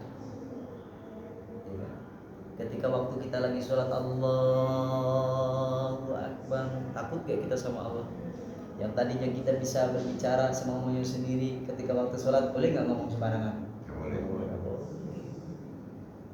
Ketika waktu di luar sholat kita bisa bergerak semaunya sendiri, ketika waktu sholat boleh gak itu? Nggak boleh. Nggak boleh. Loh, itu adalah bentuk daripada rasa takut. Nah, kamu takut sama siapa? Ya karena Allah, karena aturan itu tadi. Betul kayak begitu. Nah, perasaan takut kayak gitu namanya khauf. Ya, namanya apa? Namanya khauf. Kita takut. Cara zahiriahnya ini takut. Yang tadinya kita boleh makan, boleh minum lagi sholat, boleh gak makan dan minum? Nggak boleh. Terlihat daripada jasmaniahnya, itu namanya takut. Itu namanya takut sama Allah. Wujud daripada takut sama Allah Subhanahu wa taala. Ada yang takutnya sama Allah itu khasyah. Law anzalna hadzal qur'ana 'ala jabalin la ra'aitahu khashi'an mutasaddian min khasyatillah. Takut sama Allah. Dengan apa? Dengan adanya ilmunya. Tapi biasanya ini kalau orang yang sudah pernah melanggar kemudian ada akibatnya, ya Allah setelah saya melakukan kayak begini, waduh sial bener. Udah kena karma. Ya kan, kena adab dah, kena ini, kena itu, udah takut dah. Kena dam lah orang ini, kena dam. Gitu. Udah, nggak mau. No. Nah, Dosa-dosa makanya kalau dulu ketika waktu ayah ini lagi tugas di timur dulu. Jadi ABRI Angkatan Darat itu dulu. Cuman kakek ini yang kagak mau tanda tangan jadi kagak jadi. Itu jadi aja diceritain kayak begitu. Kalau lagi dalam dalam tugas kayak begitu, mau ada emas, mau ada apa, jangan dibawa. Bikin sial nah. Polisi sama aja kayak gitu. Ada emas, ada kayak begini, jangan dibawa. Serse. bawa tas lepang. Ikut. Ayam bawa. Jangan. Penggeledahan. Sial. Penggeledahan. Kalau lagi Lagi tugas. lagi tugas. Kalau kagak lagi tugas, makanya tandai lagi tugas jangan dibawa. Disita sama. Hah? Disita Polisi semua. yang kerja penyitaan. Simpan dulu. Simpan ditandai dulu, biarin aja. Ntar kalau udah selesai tugas, samperin. Kayak gitu. Tapi jarang tapi gitu kan. Jujur lah. Jarang ngomong Dapat gitu. serse. Jarang ya. Jarang. Karena mau jatuh emas atau hilang gitu. Jadi kata ayah saya begitu, kalau lagi tugas kayak begitu, lagi tugas negara kayak begitu, mau ada apa ya jangan diambil. Kalau diambil taruh kayak begini, maka sial yang ada di sini. Takutnya sama siapanya, Pak. Kalau bukan takut kan. Waduh, sama ini luar biasa. Ya Allah, ya Rabbi. Ustaz, Pak Ustaz kan tadi jelasin ini Pak Ustaz apa? Apabila kita melakukan sesuatu keburukan di suatu tempat atau apa, kita balas dengan kebaikan. Kalau misalkan saya itu antara keburukan dan kebaikan itu seperti merangkai ini mungkin ya, kalung lah gitu. Baik sampai mana yang paling banyak itu Pak Ustaz. Kalau misalkan yang paling banyak keburukan ya keburukan menimpa kita ya. Kalau banyak kebaikannya keburukan tidak menimpa kita, gimana Ustaz? Iya. Emang itu nanti tetap aja yang namanya apa, malaikat raqib ati itu tetap aja nyatet. Nyatetin. Itu tetap aja. Terus Ini kayak dagang gitu Pak Ustaz. Kalau saya pikir. Cuman ada tapinya ini. Iya. Ada tapinya. Salah satu keistimewaan daripada umat di Kanjeng Nabi Muhammad SAW itu dosa ditangguhkan. Itu yang mau. Asar ke zuhur kan, ngampuni maksiat. Tunggu. Kira-kira nanti asarnya ditaubat enggak, sholat enggak? Kalau udah sholat itu dihapus sama Allah. Itu istimewanya nanti. Disempurnakan ini, dikasih maghfirah sama Allah. Ampunan Allah Subhanahu wa ta'ala. Makanya bagikan apa? Bagikan orang yang mandi lima kali. Bersih gak itu? Bersih. Itu diperumpamakan. Ya kan, diperumpamakan bagi orang-orang yang bertaubat. Ya kan, mendaba, pada siapa yang bertobat kepada Allah kamalana. Seperti hanya orang yang kagak berdosa. Ada salah satu amalia yang sangat luar biasa, ya kan, yang diterangkan oleh para ahli ulama. Rakaatan, 2 rakaat min rajulin shalihin zahidin, seorang laki-laki yang benar-benar zuhud, yang benar-benar qalbunya yang benar-benar kagak bukan dunia, taat sama Allah Subhanahu wa taala. Udah semasa inna sholati wa nusuki wa mahyaya wa mamati lillahi rabbil alamin. Orang yang begitu cuman 2 rakaat doang. Itu lebih afdal, lebih utama, lebih mulia daripada ibadahnya orang-orang yang ahli ibadah, yang kagak punya itu. Makanya pentingnya ini pada saat ini saya pengen ngajak supaya mengkondisikan diri, kontrol diri, operator diri, supaya nanti ini kualitasnya ibadah luar biasa. Kualitas ibadahnya nanti luar biasa. Bagi orang-orang yang mengucapkan kalimat tauhid la ilaha illallah, itu dibanding dengan kebaikan dunia dan akhirat cuma 1 doang. Nah pertanyaannya, la ilaha illallah itu Muhammad Rasulullah yang bagaimana yang bisa ngalahin itu? Maka ketahuilah, tetap kita harus mengenal diri, mengenal Allah dan mengenal Kanjeng Kanjeng Nabi Muhammad Shallallahu Alaihi Wasallam. Jadi nanti tetap ini ada pertimbangan karena di situ ada apa? Ada Lauhul Mahfuz, ada yang namanya apa? Mungkar, apa? Raqib dan Atid. Ada yang namanya nanti saksi dirinya dan saksi tempat yang ditempati dia untuk berbuat maksiat. Tapi dalam kitab apa? Tadbirul Qulub fi Mu'amalati Alamul Ghuyub dan kitab-kitab tasawuf yang lain karangan Syekh Hamid Kurdi itu dikatakan ketika orang itu bertaubat kepada Allah, sudah mengadakan perbaikan dengan Allah Subhanahu wa taala dan Rasulnya dengan ibadah-ibadah yang disyariatkan, itu aneh bin ajaibnya nanti akan terjadi, ya kan, penghapusan. Dihapus semua. Memori malaikat kayak begini dihapus. Di tempat-tempat kayak begini yang buat ahli maksiat kayak gini dilupakan semuanya. Hebatnya. Bisa nggak dilupakan? Bisa. Itu Allah Subhanahu Wa Taala punya hak. Yang Allahumma yasha wa yuthbit. Allah itu bisa ngapusin. Sehingga apa? Nanti malaikat lupa sana hapus semua. Nah, pernyataan itu kapan terjadi? Di antaranya adalah ketika waktu dalam keadaan puasa. Coba bayangin, as-sawmu li wa ana ajzi bihi. Puasa siapa yang balas? Allah. Lah ngapain terus malaikatnya? Puasa yang bagaimana? Kalau puasa zahir, menahan diri dari makan dan minum dari terbitnya fajar sampai terbenamnya matahari, malaikat terkepit.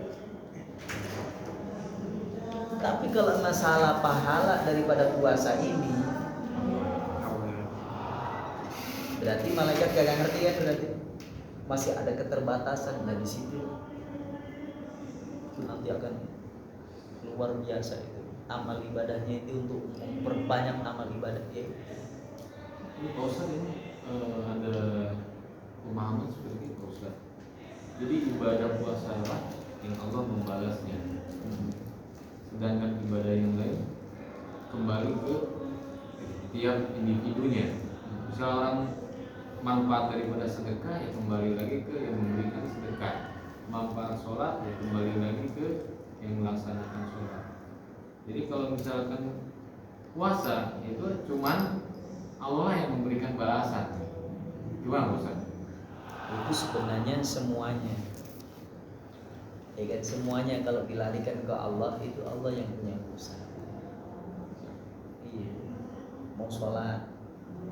Nah kalau sholat cuman gugurin kewajiban, itu namanya baru itu sholat, menjadi sholat. Tapi kalau engkau mati sholat, yaitu yang mendirikan ibadah sholat, akhirnya bisa tanha anil fahsya'i wal munkar. Itu berarti Allah yang punya urusan. Allah yang punya urusan. Semuanya nanti ini sejauh mana sih kamu karena Allah gitu. Itulah nanti urusan Allah Subhanahu Wa Taala. Makanya kalau orang-orang yang syariat, kan udah saya bilangin kan, orang-orang syariat itu nanti dimasukkan di dalam surganya Allah disebabkan syafaat Nabi, syafaatul umma, syafaatul kubra. Masuk dia di dalam surganya Allah Subhanahu Wa Taala, walaupun nanti mampir di neraka. Orang yang sedang itu masuk surganya Allah, ya benar masih dengan syafaat Allah Kanjeng Nabi Muhammad Shallallahu Alaihi Wasallam, tapi dengan apa? Dengan rahmatnya. Pada maklum beda, kesalahan cuma segitu doang, ya begitu. Kisah biyasiro dengan kisah yang ringan. Maksudnya ada kelompok yang paling tinggi karena udah deket banget ini sama Allah dan Rasulnya. Juga ini hisab tanpa dihisab, udah silakan masuk, udah tahu jalannya.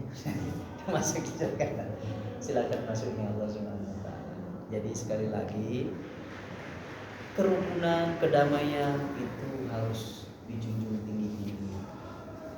Karena Allah aja saling menghormati, menghargai umat Kanjeng Nabi. Walaupun ahli maksiat, tapi bisa la ilaha illallah Muhammadur Rasulullah, kitabnya Al-Quran, tolong dah. Terus Ustaz, izin Ustaz, ini yang lagi viral juga ya di medsos, seorang kiai gitu. Dia menyatakan bahwa hari kiamat itu itu tidak ada. Hari kebangkitan, hari kiamat itu tidak ada, karena kiamat itu artinya bangkit. Dia interpretasi dia seperti itu. Hari kiamat itu hari kebangkitan, hanya orang mati yang terbangkit. Jadi untuk penghancuran dunia ini segala macam tidak ada. Itu lagi viral itu di ini juga, banyak yang ini juga. Itu pemahaman dia seperti itu Pak Ustaz. Tidak ada, karena Allah itu Maha Pencipta. Dia hanya mencipta, nggak ada menghancurkan dalam ayat Al-Quran. Padahal di ayat Al-Quran itu banyak pemahaman dia itu bukan seperti itu. Bagaimana Ustaz? Ya biarin aja. Karena kita kan punya guru, punya orang sesepuh ya itu. Ya namanya selain Allah, kullu man 'alaiha fan wa yabqa wajhu rabbika dzul jalali wal ikram. Semuanya patut untuk hancur. Kullu man 'alaiha fan itu hancur, lenyap semua. Apa itu yang hancur? Ya semuanya. Kalau memang Allah berkehendak hancur semuanya. Bisa jadi surga dan neraka dilenyapin juga, itu karena jaiznya Allah, terserah Allah. Tapi mungkin nggak itu urusannya Allah. Ya kan? Itu kullu syai'in halikun illa wajhah. Jadi segala sesuatunya ini layak dan patut untuk rusak, kecuali apa? Dia Allah Subhanahu wa ta'ala. Wal awwal wal akhir. Kalau makhluk ada awal ada akhirnya. Ya kan? Kalau Allah walaupun untuk awal dan akhir, awalnya beda dengan awalnya makhluk. Kalau Allah awalnya bila tidakin kagak ada permulaannya, tapi kalau makhluk ada permulaannya. Makhluk semuanya punya akhir. Kalau akhirnya Allah kagak ada penghujungnya. Mana nih akhirnya kagak ada. Tapi kalau makhluk ada batasan akhirnya. Aku kayak begini. Makanya ini wah orang-orang kayak begitu jangan ini, jangan ini. Allah itu nggak ada awalnya. Tidak ada Nggak tahu awalnya gitu. tidak ada awalnya. Nggak tahu ya. Awal tapi tidak ada permulaannya. Iya. Awal. Jadi nggak bisa benar-benar dipakai akal sehat itu nggak bisa ditembus gitu kan ya. Nggak bisa. Jadi ya sudah, jadi iman aja gitu kan. Iya. Jadi awalnya kapan, permulaannya kapan, ininya kapan, nggak ada yang bisa tahu gitu kan. Termasuk Rasulullah, termasuk malaikat gitu kan. Jadi kagak ada yang tahu. Makanya tafakkaru fi khalqillah wala tafakkaru fi dzati. Jadi yang boleh dipikirkan itu adalah makhluknya. Kalau kita mikirin Allah kapan ini nggak bisa kan ya? Nggak bisa. Nggak bisa ya. Kecuali orang-orang tertentu. Ya seperti dulu cerita Nabi Dan itu Musa yang ada, rahasia. mau ketemu Allah ada kan? Begini loh. Awalnya taruhannya ini tadi. Makanya ketika waktu Nabi menyampaikan al-insanu sirru wa ana sirru. Manusia adalah rahasiaku dan aku adalah rahasianya. Nah, bagi siapa? Bagi orang-orang yang ma'rifat billah. Ma'rifat billah. Nah, orang yang ma'rifat billah itu bagaimana? Itu belajar tentang Allah sampai alam semesta, dari alam semesta sampai kembali kepada Allah Subhanahu wa taala. Paham apa belum? Kayak begitu. Kalau udah belum jangan ngomong. Nah, itu makanya di situ bukan ranah umum, tapi ranah khusus. Nggak sembarangan orang. Iya. Harus benar-benar tingkatannya, Iya. tingkatan yang Bukannya kagak tahu. Kalau Allah yang ngasih tahu, gimana? rahasia. Kagak pantas diomong sini. Iya. Kalau akar biarin di bawah, di dalam, jangan di luar. Umpamanya nih, wabil khusus, kalau anggota polisi yang pegang rahasia negara itu apa itu namanya? Ya. Intelijen.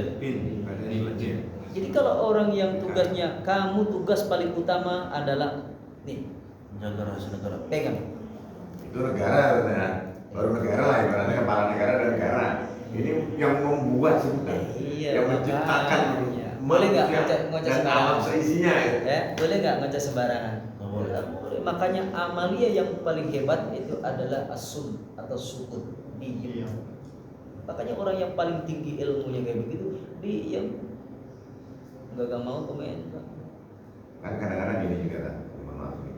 Kalau orang-orang yang pintar, apalagi yang dari luar-luar yang profesor dan sebagainya kan pengen tahu alam ini dari mana, siapa yang menciptakan apa, kan dia kan maunya real, maunya nyata jelas.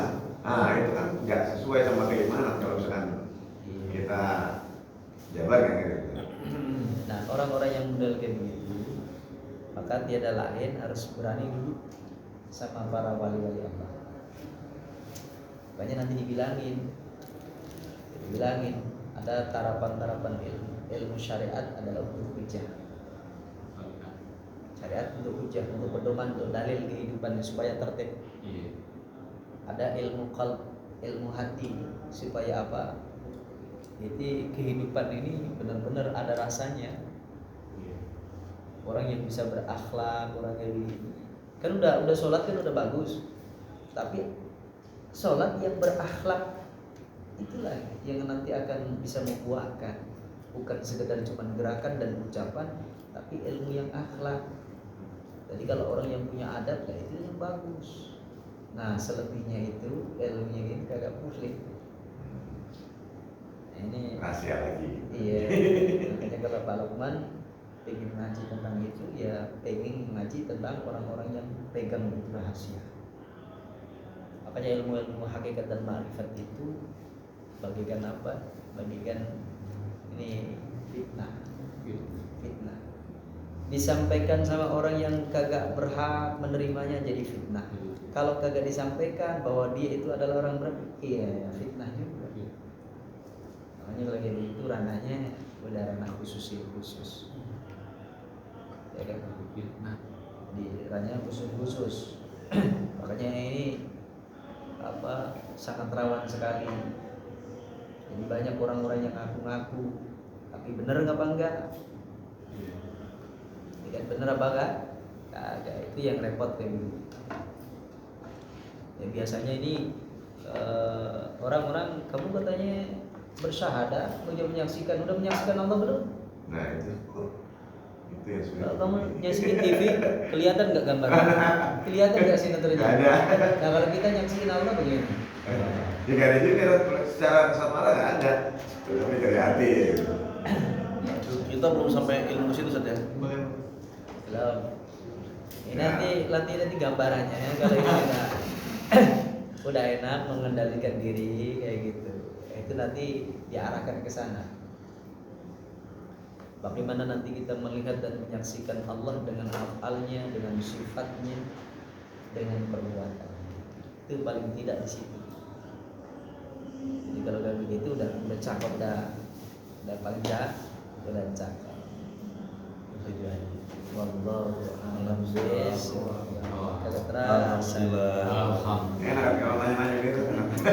Sebenarnya banyak mau ditanyain. Iya tapi ya waktunya juga ya sudah lah. Kasihan Ustaz. Nanti lain waktu lagi. Soalnya nanti. Emang kalau pelajaran begini enak lah. Iya. Jadi istiqomahnya. Ibarat kata hotspot lagi disedot ini ilmunya. Ini belum seberapanya nih banyak lagi tadi pelajaran gitu ya. Jauh, masih jauh. Mohon maaf Pak Lukman ya, kalau memang kalau tinggi memang saya harus apa membatasi karena itu bukan ranahnya. Iya. Repot misalnya urusannya. Soalnya ya kembali lagi ke tauhid. Iya. Ini banyak tuh saya nemuin di Palmera itu khususnya. Ngomongnya tinggi-tinggi, saya tanya, lu punya wudhu ada berapa? Kagak paham. Tuh, repot juga kan saya. Iya. Udah ngomongnya tinggi-tinggi, masalah yang sepele aja kayak begitu kagak paham. Ya repot ya kerjanya. Ya, tapi memang itu kan kalau kita jadi penasaran gitu. Penasaran kan kayak sama Allah itu kan kita semakin penasaran gitu. Kok bisa menciptakan ini semua ya gimana ya sudah wujudnya kan gak ada dan sebagainya kan gitu kan. Nanti ada kitabnya Pak Lukman. Ada kitab khusus menceritakan, membahas tentang sebelum Allah Subhanahu wa taala ciptakan itu alam semesta. Allah ciptakan ya kan, langit 2 hari, bumi 2 hari, kemudian 2 harinya lagi itu adalah penyempurnaan langit dan bumi. Nah, ketika waktu di bumi itu pertama kali apa yang diciptakan oleh Allah? Itu nanti diceritakan. Itu masuk zaman dulu kan ada binatang-binatang dulu atau binatang purba itu. Ada kitab. Ya, seperti itu belum ada manusia kan. Binatang-binatang dulu, setan dulu kan. Ada kitabnya. Setan dulu terus apa? Malaikat dulu, setan dulu gitu. Ya nanti ada kitab, ada kitab. Makanya sampai setan itu iri sama Nabi Adam kan gitu. Kalau